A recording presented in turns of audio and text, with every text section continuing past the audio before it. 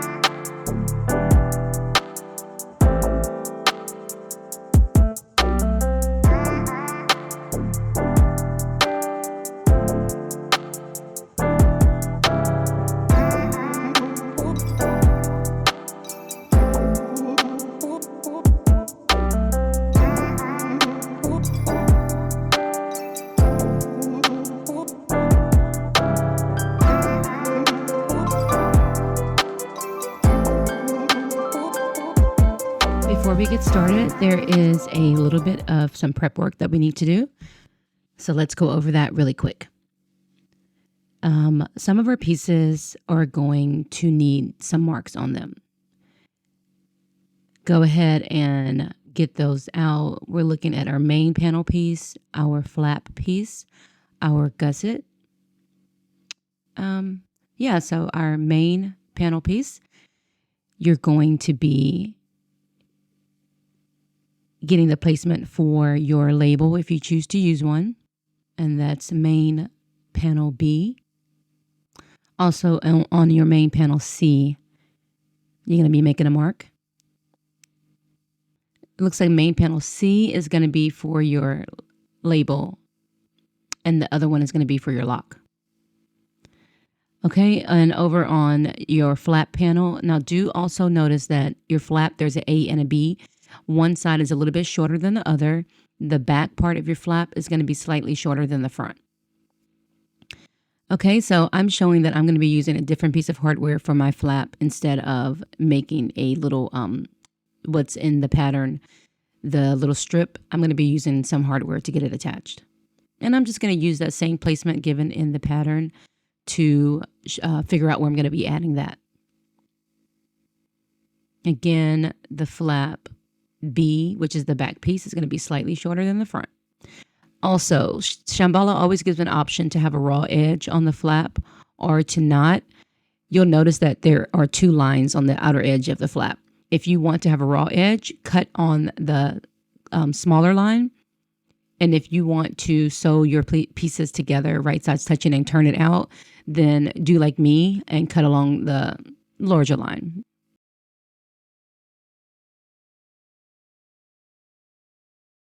All right, on your main panel A, you're going to be using that template right there for your placement for your D-ring connectors on the back panel, okay?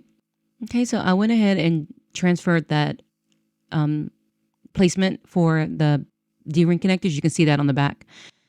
And then also I'm showing right now, you need to go ahead and draw your drop-in lining. And that line needs to be 3/4 of an inch from the top of all of your pieces, okay? And that's just going to show us where we're going to be folding over for the drop-in.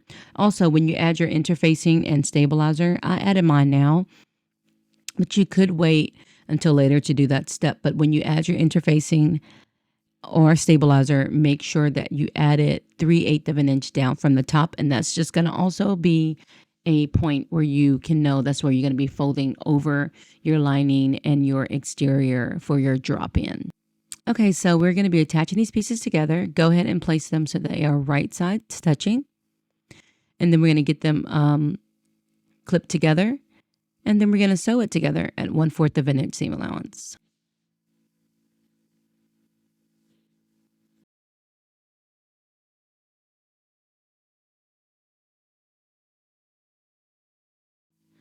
Okay, once we have that sewn together, you're going to flip it over and use your fingers to kind of work open the seams.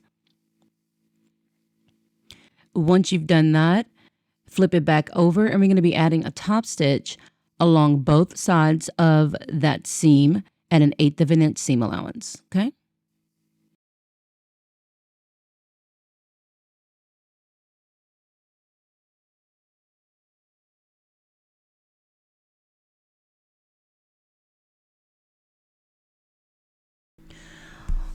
Once we have that done, we want to grab our pattern piece so that we can now transfer the margin lines that are on the pattern. Okay, so we're looking at the main panel B and C.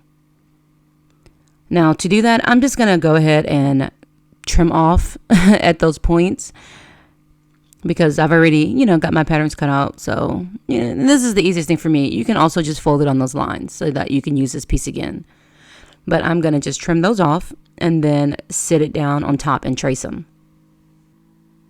I'm just folding these templates in half so that I can find the midpoint so that I am matching it up on the midpoint of my template, of my pattern pieces. Okay, now grab either some glue or double-sided tape, and we're going to be applying the tape right next to the line that we drew, and we're doing this between the line and the raw edges.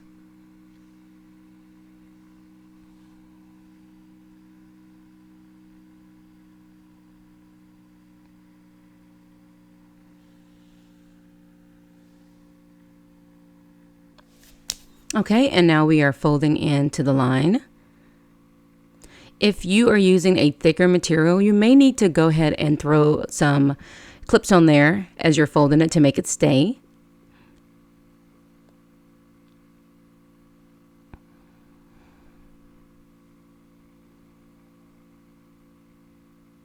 Especially in that little creased area right there where we have those extra seams going on. So I went ahead and added some double-sided tape right along the inside of where I folded the bag over. And that's just going to help this piece not move around when I add it to the main panel to get it attached. So I took the back end off of the tape. Now I am grabbing my main panel A. That piece is going to be right side facing up. And both pieces are going to be right side facing up. I went ahead and kept my clips on, and I'm going to remove them as I'm sewing because my vinyl's kind of thick and it wants to, it wants to lift up.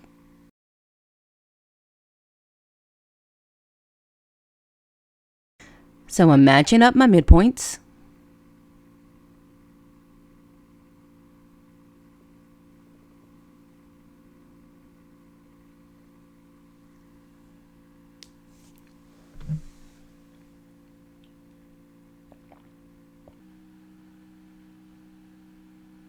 Now, once you have that on, we're going to be adding a top stitch to get those two connected and an 1/8 of an inch seam allowance right along the sides.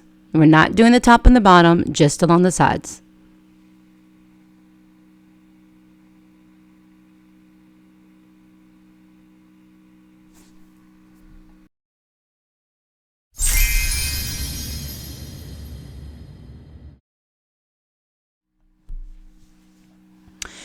Okay, once it's attached, you're going to flip it over and we're going to be cutting out this entire middle section, and that's just going to help us with the seam allowance not being too thick or the bag being too thick. Okay, so we're just going to cut that out at about a 1/4 of an inch seam allowance right next to that stitch.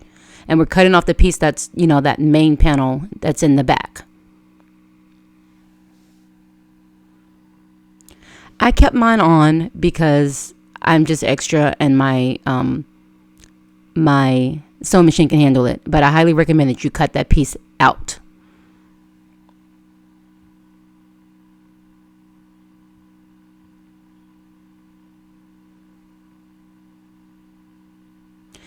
So right now I'm basically working on that same piece that we just did that's going to be on the back.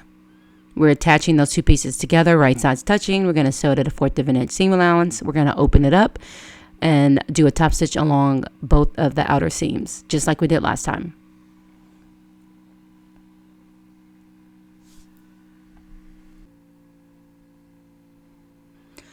Okay, so let's grab our backpack strap connector. We're going to be drawing a line down the middle long way.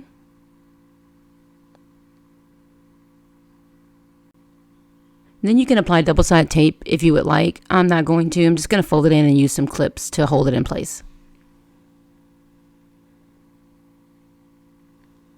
And we're just folding the long outer edges into the line.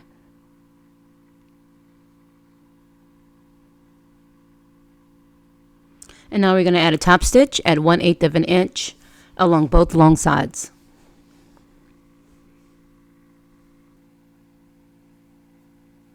Okay, and then you're going to take that and cut it in half. So now we have two.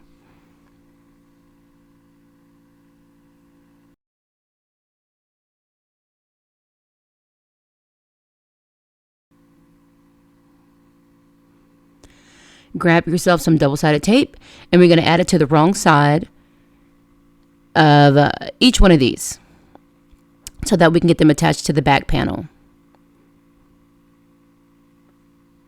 So a little bit of double-sided tape on the wrong sides. Okay, I'm going to keep it real here. I got ahead of myself and I attached this back panel and I shouldn't have done that yet. We should add the connectors first.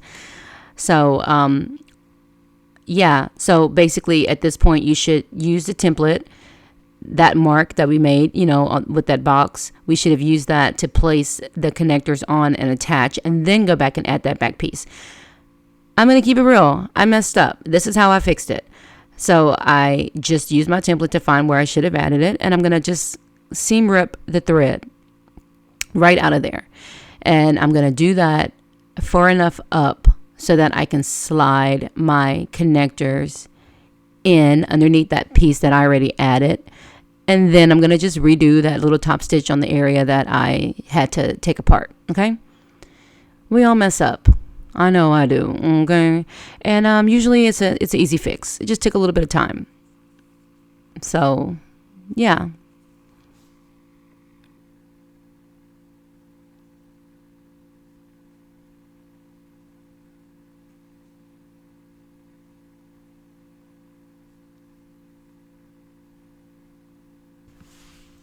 Okay, so I went ahead and slid that in. Again, I'm using my placement to make sure I get it in the exact right spot. This is not something you're going to have to worry about because you're going to do it correctly, because I'm here for you to learn from my mistakes.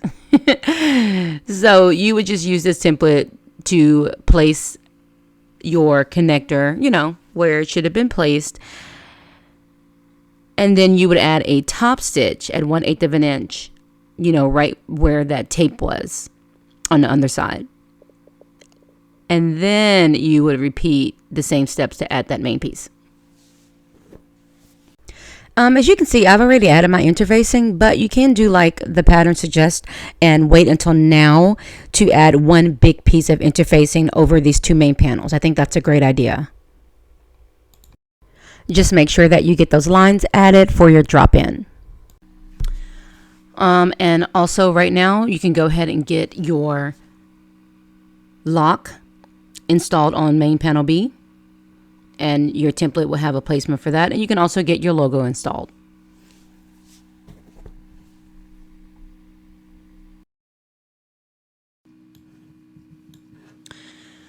All right, so now we're going to get our D-ring installed. So go ahead and add a piece of double-sided tape right along the tip of your connectors, and then you're going to slide your D-ring on.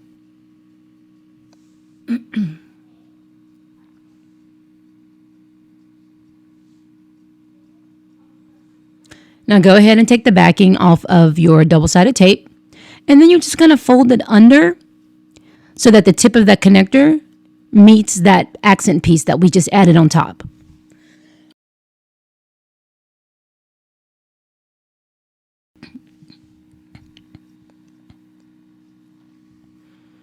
Okay, and we're just pushing it in to get it as close as we can to that top piece.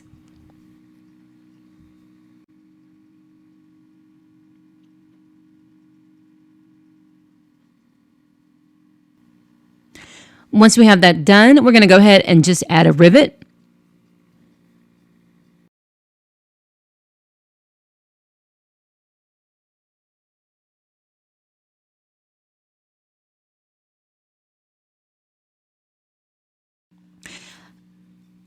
Okay, so the next step in the pattern is attaching your piping. I am going to be doing piping for this, so I'm going to get started. I like to use teeny tiny cording for my piping. As you can see, I believe the measurement is 16/32 of an inch.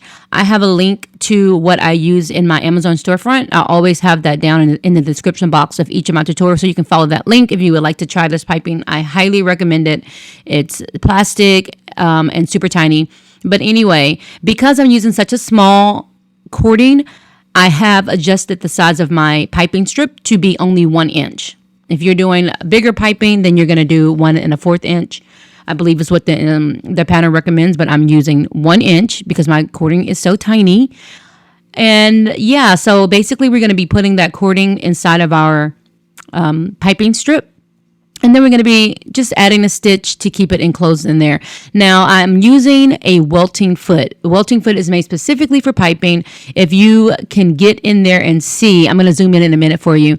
The foot has a special little curve on it, and that is so that it can sit right on top of your cording and keep everything from shifting and get the needle as close to the cording as possible. If you want a perfect piping, you got to get this foot. I tell ya, it's going to change your life. Now, this foot is for an industrial machine. If you have a domestic, don't get this foot because it won't work for you. Now, I'm sure there are feet like this made for domestics, but what I'm saying is the link that I have down below to get this foot, don't get it because it won't work for your domestic machine. I have a video where I just talk about this foot completely. And in that video, I have a link to where I purchased it from. So you can follow that if you're interested for it. I think I paid about $20 for it. It's been a while. I can't remember. But anyway, again, highly recommend it if you want to get perfect piping. It won't get any cleaner than this. I promise you. As I'm doing this, I like to use a pair of tweezers just to kind of keep everything where it needs to be. Yeah, I'm going to zoom in for you so you can see this a little bit closer. Okay, so here's a better angle. You can see that the needle goes down right next to that cording, and that's what gives it that super tight fit that is going to give you a beautiful piping. You can use this foot to attach it to the main panel, the bag as well, or you can use a zipper foot. Okay, once you have your piping strip ready, and by the way, you're going to be making 2 of those because you're going to be attaching it to both of our main panels. But once you have that done, we're going to attach it to the main panel. Make sure that you make a few snips around the part that's going to be going along the curve, and that's just going to help it to fit, to stay and fit where you need it to around the curves. When I add my piping, I always just start it by adding it from the midpoint, and then I work my way out and up to the edges, and then I just kind of veer it off at that point. There's a mark on your main panel that shows you where your piping needs to start and end.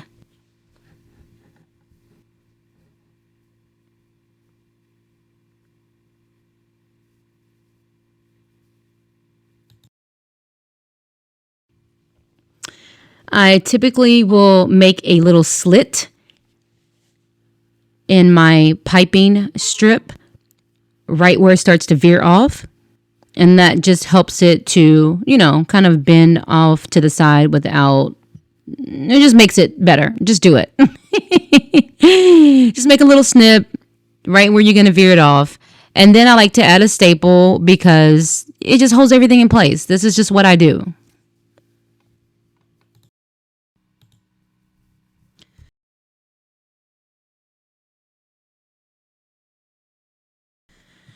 Okay, let's work on our handle. So go ahead and grab the handle piece and the handle connector, and you're going to transfer that center line that's included on the pattern piece onto the back of those pieces.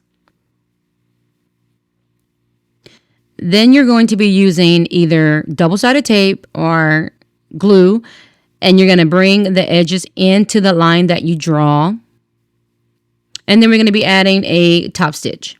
So I'm going to be showing you how I'm going to be doing the handle according to the instructions. I'm not going to be doing the handle, the handle connector piece, because I'm using a hardware for that part. if you're going to be using, doing it like the instructions, then go ahead and go to page 19 and you can see how she does that really quick. But yeah, but I'm going to be using hardware, so I'm just going to be making the handle. So here we go. For the handle, we have drawn our line long way. If you want to use double-sided tape, you can. I am just going to be folding it in and using clips. Okay, when you're ready, go ahead and make a top stitch along both long edges at 1/8 of an inch. On the wrong side, make a mark in the center of the handle. Add a piece of double-sided tape to the center, and then insert your metal rectangles and bring the ends to the center mark.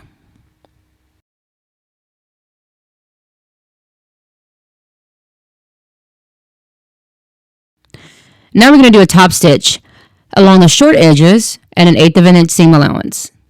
Back stitch at the beginning and the end, and then add another top stitch at 3/8 of an inch from the first top stitch. Okay, so we're just doing 2 stitches to make sure it's secure. Okay, so I am removing those rectangular rings because, like I said earlier, I'm not going to be using that. I'm going to be using that hardware like I just showed you. So that was me just kind of showing you what you're going to be doing, but you're not going to see me using that ring because I'm not using it, okay? So now I'm just folding it in towards that center mark, like I said before, and then we're going to get those stitches added. But you should have your rectangular rings on right now.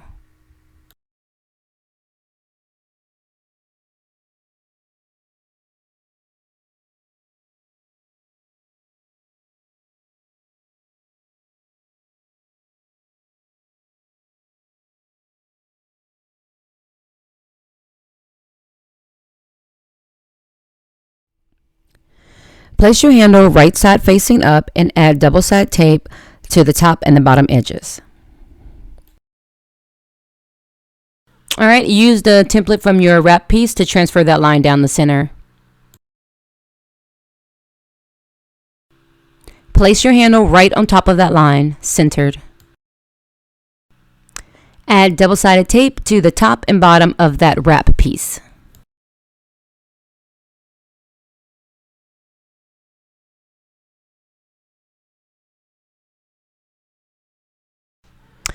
Now we're just going to wrap that piece right around the handle.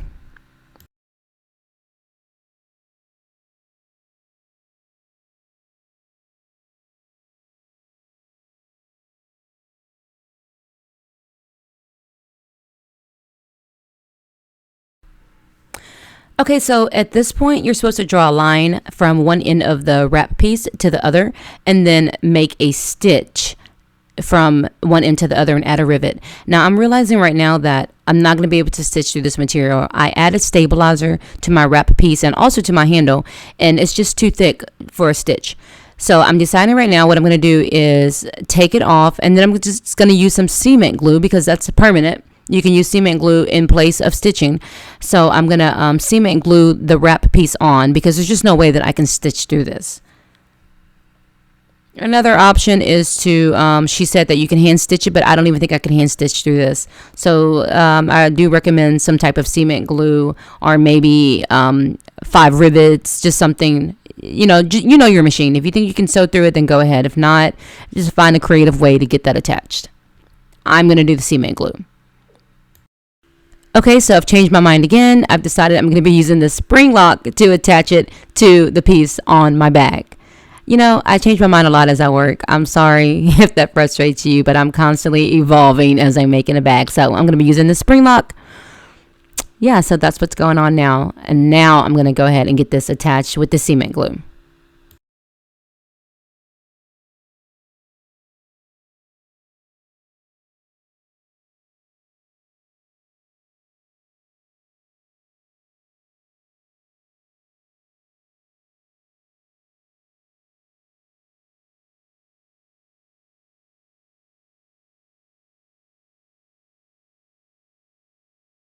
Friend, don't worry too much about making those stitches perfect because they're not going to show. The handle wrap is going to cover it up, okay?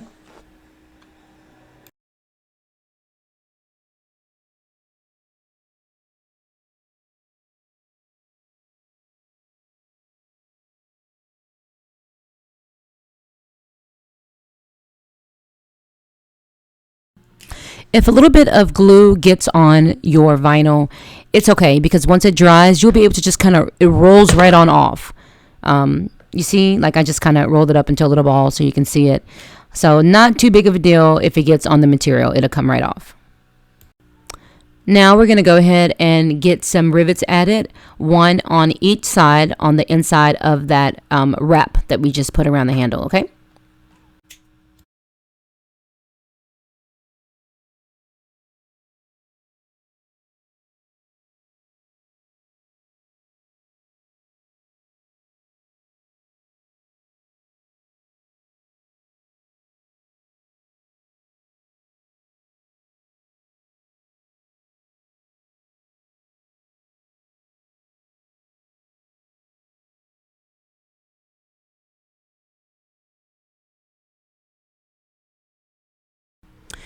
Now, if you are going to be adding your handle the way that the instructions tell you to, go ahead and flip over to page 21 and follow those instructions. You're going to be using the mark from the flap panel it's going to show you exactly where to place that handle. I'm going to be doing it a little different, and because I'm doing it different and I'm going to be using a hardware, I'm not going to do anything to my flap right now, because I'm going to add my hardware later on. If you're adding hardware like me to get your handle attached, then now we can go ahead and skip to the next part, which is getting our flap fixed. So just a quick reminder that flap B, which is the back of the flap, is going to be slightly shorter than the front of the flap, which is flap A. Okay? I am going to be turning my flap out, so I've placed them right sides touching, lining them up, and now I am going to go and get them attached at 1/4 of an inch seam allowance. Boom, I just did that. Now I am going to trim down my seam allowance, and then I'm going to turn it right side out.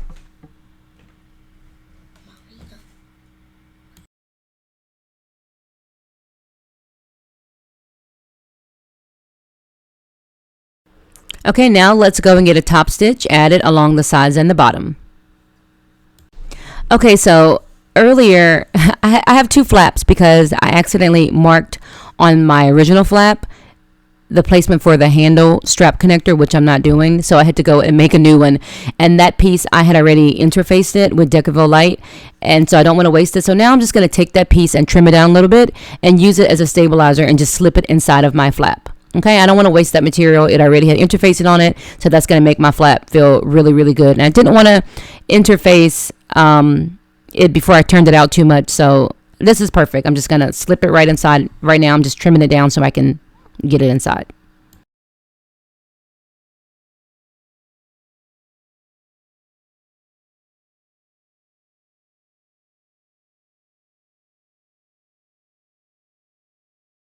Now this next part isn't necessary, but sometimes when I slide stabilizer inside of my flap, I'll add a little bit of cement glue to attach the stabilizing piece to the vinyl, just to keep it from shifting. And I don't know, it's not necessary, but I do like the way it feels when I do that.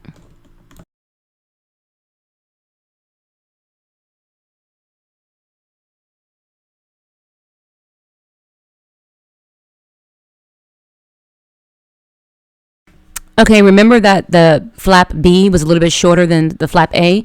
Well, now we're going to apply double-sided tape along the bottom flap, which is B, and then we're going to fold the top of flap A over that. And basically, we're just going to be doing that so that the edges are not exposed anymore.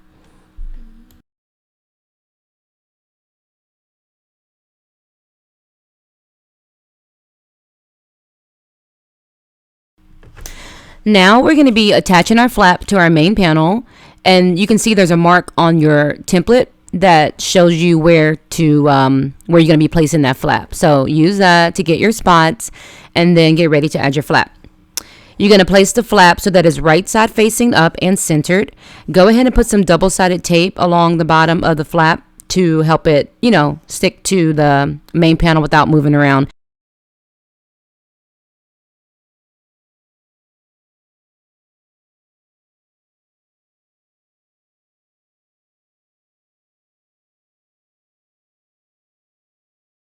The first time that you, the first stitch that you're going to do, we're going to add it at 1/8 of an inch seam allowance, and then we're going to go and add a second stitch at 1/4 of an inch seam allowance, and that's just to make sure that it's really secure. So the first one at 1/8 of an inch, and then scooch over to 1/4 of an inch and add that second one.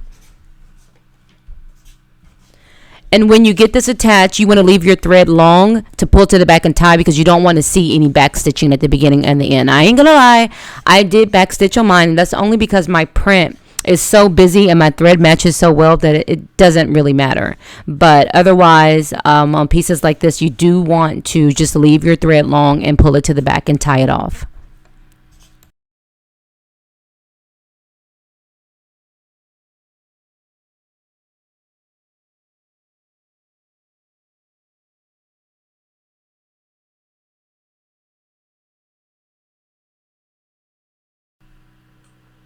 Okay, now get a rivet added in those corners. I like to put mine right between my seams so that I'm not breaking my thread. Just right in the corner. On to the gussets. Now, whenever I make a bag, even though I use interfacing on my main panel pieces, I always use stabilizer on my gusset. And that's because I just don't like my bag to just fold in really flat easily. So I always want my gusset to be stabilized. All right, so we are going to get our bridge connectors installed using the marks on our templates. And now we're going to join our two gussets together, right sides touching. And then we're going to sew them together at 3/8 of an inch seam allowance.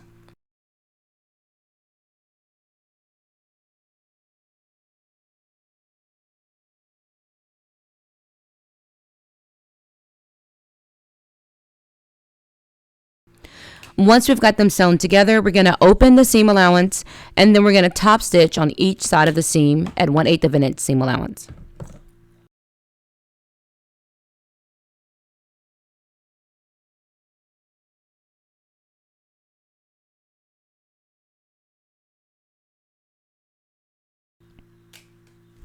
All right, it's time to get our gusset added to our main panel. So get some sewing clips. I actually did use staples for this part because the piping, I don't want anything shifting around. I'm dealing with piping. We've got a lot of materials together, so I'm going to use staples. I highly recommend, if you have never tried using staples for a gusset, that you go ahead and do it. Gussets and bottoms, it's going to change your life. Just do it. Yeah, so let's get our gusset attached. Line up the midpoints on the bottom and then the top corners, and then work it together. Now, I'm going to be completely honest. The first time I added my gusset, it was a little bit too short. So what I did was I went back and added some clips along the curve and just kind of, worked the material with my hands, pulling it a little bit at those clips, and then it fit perfectly. Yeah, so if the first time you put it in, you don't feel like it fits, just add some little snips on it, and it's going to be perfect.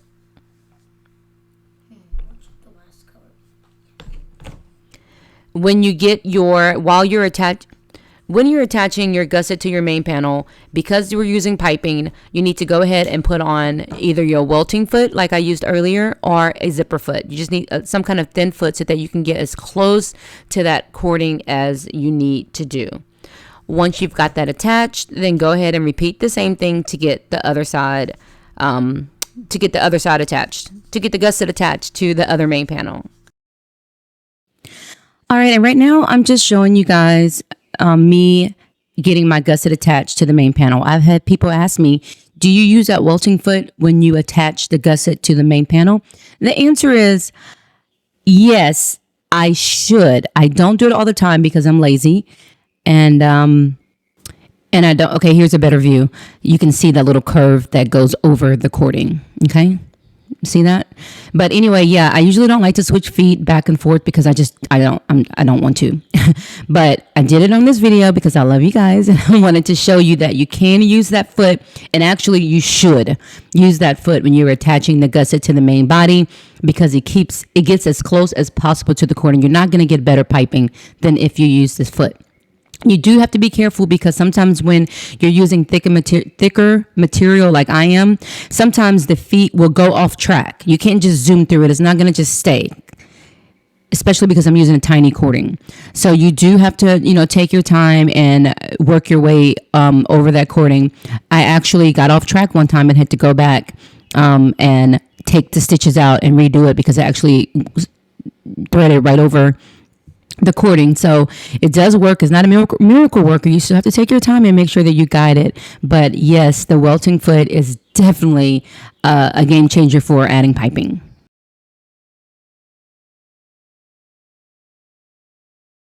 All right, we've got this baby sewn together. Let's get her turned out. Some people like to watch the back getting turned, so I guess I'll keep this part in. This is real time. I haven't sped it up. Now, mind you, my vinyl is pretty thick, and I did use stabilizer.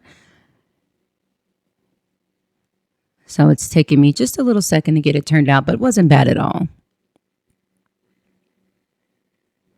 Don't you love when you get your bag turned out? It's such a good feeling. Sometimes I trick myself and I'm like, oh, I'm almost done. I just turned my bag out. It's finished. It looks great. I'm almost finished. And then it's like, no, you're not. Who are you kidding? You have like hours to do your lining because we want to add all the pockets. You want a zip pocket. We want a slip pocket. You want all the things. I don't know why, because I never use my pockets in my purses, but whatever. Truly, I'm not going to lie. When I make a bag for myself, I don't add those pockets because I just throw my smaller, like baggy bestie in my bigger bags. But anyway, yeah, so I'm just turning it out. And actually, you need to definitely check your piping at this point and make sure that you haven't made any mistakes. Like I said, I went over my one of my piping earlier, so I had to redo it. So get it turned out and just give it a look and make sure that everything's good and you don't need to go back in and redo any of it. Okay, so that wasn't bad turning it out. Oh, it's so cute already, right?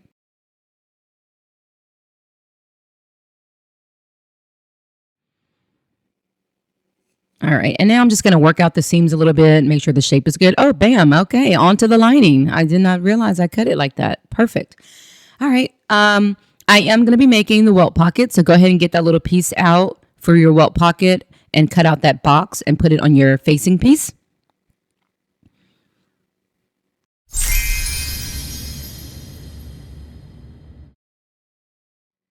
Let me see. Okay, so your welt pocket is going to be wrong side facing up. We want to place it 3/4 of an inch down from the top of your lining and centered. We already transferred the line, that box that was inside of it. We used our template to do that. And now we're going to just sew. We're going to be attaching this facing piece to the lining by sewing right on top of that box. Once we've got that done, we're going to draw a line down the center of the box a long way with 2 darts on the end. And then we're going to just, I use a seam ripper. You can use scissors, whatever you need to get that cut out. Snip the little corners, getting as close as you can to the thread without actually cutting the thread. Okay, if you have a little iron right now, that would probably come in handy to put some heat to help this to stay where it needs to stay.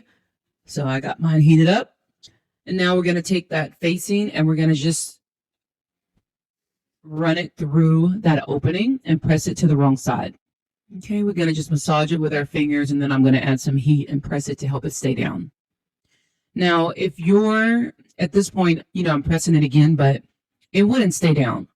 So I wound up getting some double-sided tape and placing it underneath it just because I'm in a rush when I'm recording these tutorials and I just need stuff to stay where I need it to stay. So that is an option. If you need that to stay down, just throw some double-sided tape underneath that and you're good to go. That's what I did. It's fine. Everything's fine. Okay, so now let's grab our welt pocket strip and we're going to put either adhesive spray or double-sided tape along one edge and then fold it in half so the wrong sides are touching. Once you've done that, you're going to add double-sided tape along one side of the welt piece as well. Okay, so we've got double-sided tape on the inside and pressed it so that wrong sides are touching. And now we put a little bit of double-sided tape along the raw edge on the right side. Okay, get that backing off. And now we're going to place it right in that opening. The raw edges of the strip should be pointing towards the bottom. Center it, and you want it to cover almost the entire opening.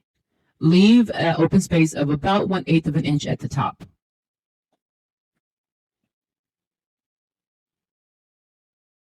Okay, there we go. See, it's just about covering the whole thing, but there's a little space at the top. Cute. Okay, now let's grab our Welt pocket piece and add some double-sided tape to the top and the bottom edge. Okay, so now the piece that we worked on earlier is wrong side facing up. And then this Welt pocket piece is also going to be wrong side facing up. Remove the backing from the bottom, and you got to line it up with the bottom of that facing piece. Okay, so we're just placing that right where the facing piece that we, drew the box on and pulled through, you're just lining it up with the bottom of that. Now we're going to flip it over. And we're going to do a top stitch right along the bottom at 1/8 of an inch underneath that box that we cut out. We're only sewing along the bottom though, okay? Not all the way around, just the bottom. And you want to leave your thread long so that you can pull it to the back and tie it off. Again, my print is super busy, so I'm going to backstitch. I don't care. It's fine. But if your thread, is contrasting or showing a lot against your lining, you do want to pull it to the back and tie it so we don't see that back stitching.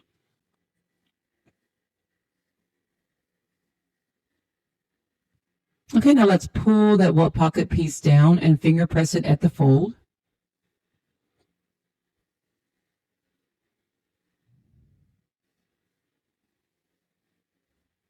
And now we're going to remove the backing from the other side, and we're going to bring it up to the top of the facing piece.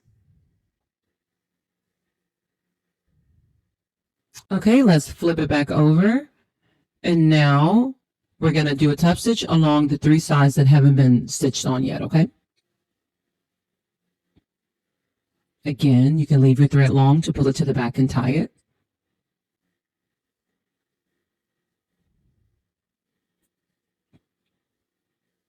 Okay, now we're going to sew along the sides to close the pocket up.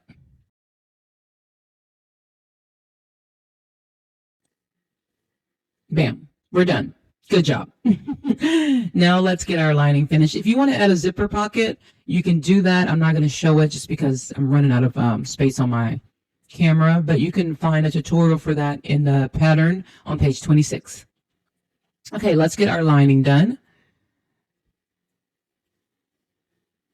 We're going to be adding our lining contrast band to our lining pieces, okay? So make sure that you're using the bottom, you're attaching the bottom of it, okay? The bottom is slightly wider than the top. I'm talking about the contrast band, so make sure that you have it the right way when you get it added. So you're going to place it right sides touching. I'm going to clip it, and then I'm going to attach it at 1/4 of an inch seam allowance.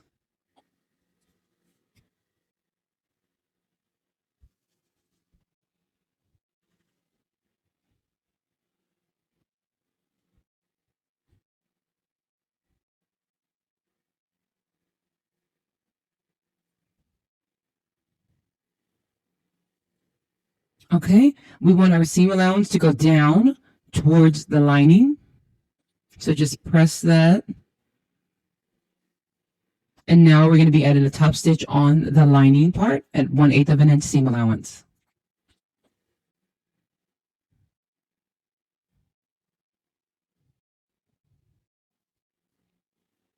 All right, and go ahead and do the exact same thing to get the other side assembled, okay?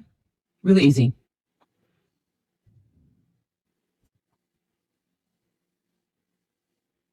Now we're going to sew these together. On the sides, we're going to start at 1/4 of an inch seam allowance, and then we're going to increase it to about 3/8 of an inch seam allowance so that our lining won't be saggy. We're also going to be sewing the bottom part at 3/8 of an inch seam allowance. And when we box the corners, we're going to be boxing them at, guess what? 3/8 of an inch seam allowance. It's a theme. Okay, and to box the corners, you're just going to pull like that and line up the seams on the side. And then you can put one seam allowance to the left, one seam allowance to the right, just to kind of balance things out.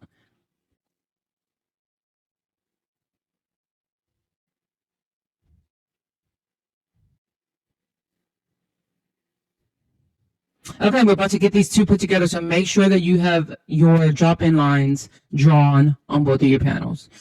Okay, so I'm going to be taking off my double-sided tape and folding down to those lines. Go ahead and open up your seams. I do use my big clamps when I did my exterior, just because, like I said, my vinyl is kind of thick. Even though I have double-sided tape on, I need a little bit more reinforcement, especially on the parts where there are seams open. Okay, so I've got both of mine turned down to the drop-in line points, and now I'm going to place my lining inside of my exterior. And I'm going to match up my midpoints first. And then I'm going to go around and match up all of it. So matching up my midpoints, my side points, you know, my seams, to make sure everything's where it needs to be. And then I go in and get everything all done. I hear people have problems with their drop-in lines, and I think that is some of it. You have to make sure that you're matching up those midpoints when you're putting this lining in. It makes a big difference when you do the midpoints first. Also, some people say they have an issue with shifting.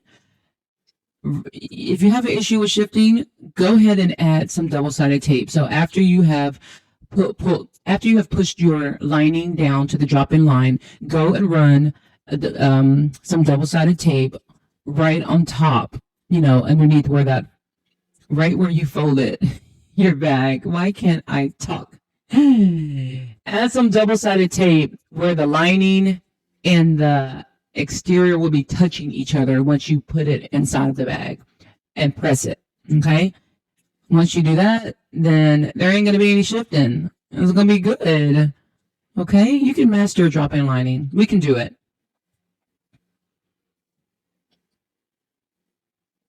Now, some people say, I don't like a drop-in because it gets really thick with the top stitch.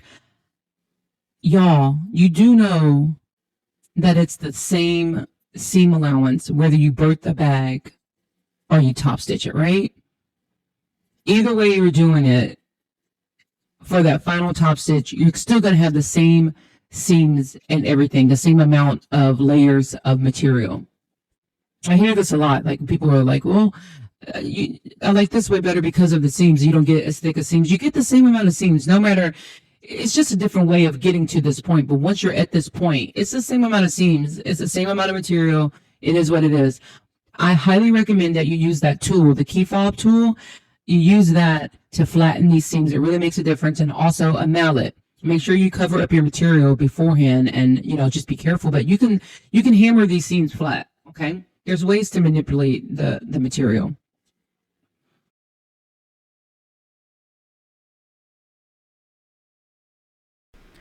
All right, and now we are just getting our final top stitch done. We're pretty much finished, guys. Woohoo!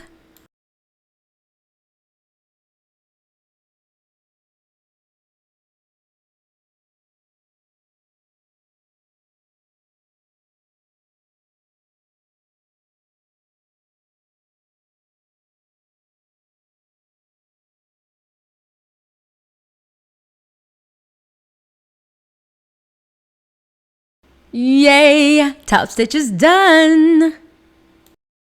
So unfortunately, my camera ran out of space right as I was finishing. So I wasn't able to record the adjustable strap, but it's a traditional adjustable strap, super easy, and she does offer a tutorial for it on page 30. All right, y'all, that's it. Thank you so much for joining me for this video today. You can find me on all of the social media platforms.